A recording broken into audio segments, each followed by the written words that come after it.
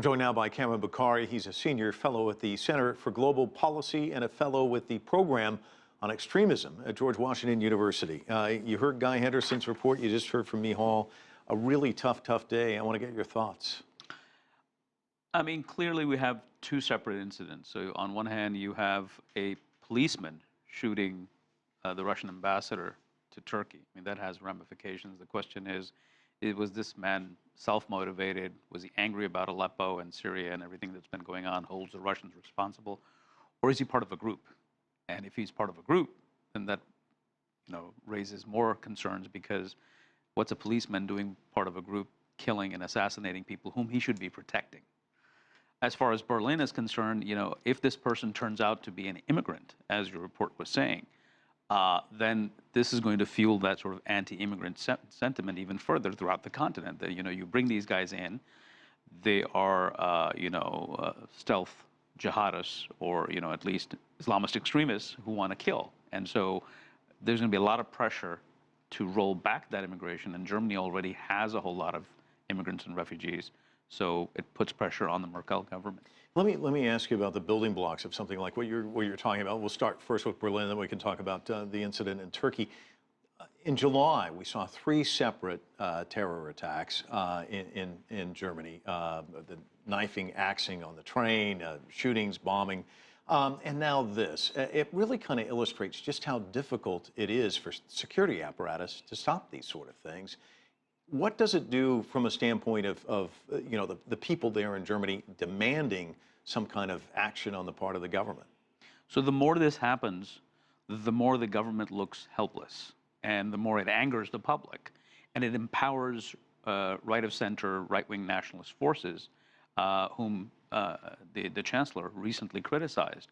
And there's elections coming up, and so what does this do to sort of the popularity and public confidence in the government, or in the mainstream parties as a whole?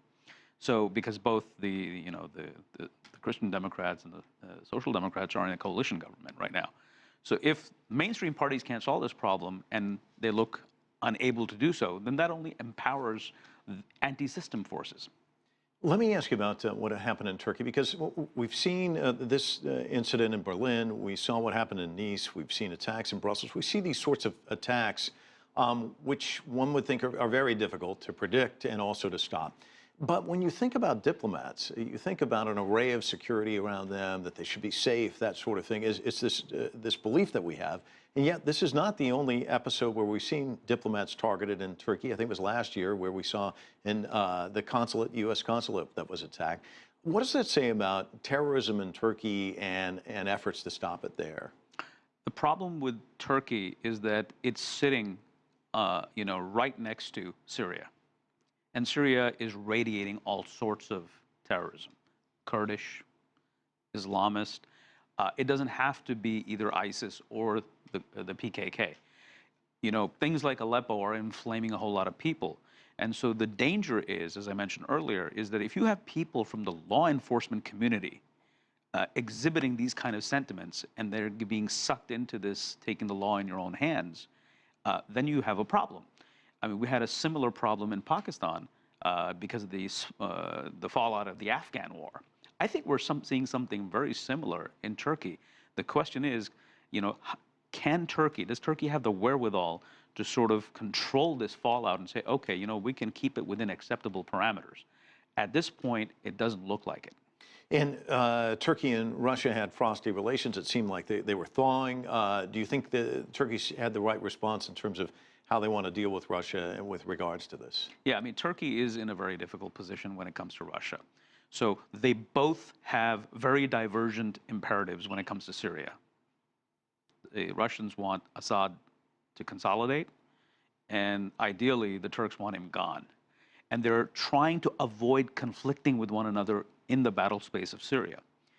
And we've had that incident of the warplane being shot down. There were months of frosty relations, and they're just trying to mend fences. And you have conversations taking place between both governments. And in the midst of all of that, you have an incident like that. It really undermines that. And if it turns out that this person was part of a group, there are forces that do want to undermine Turkish and Russian relations.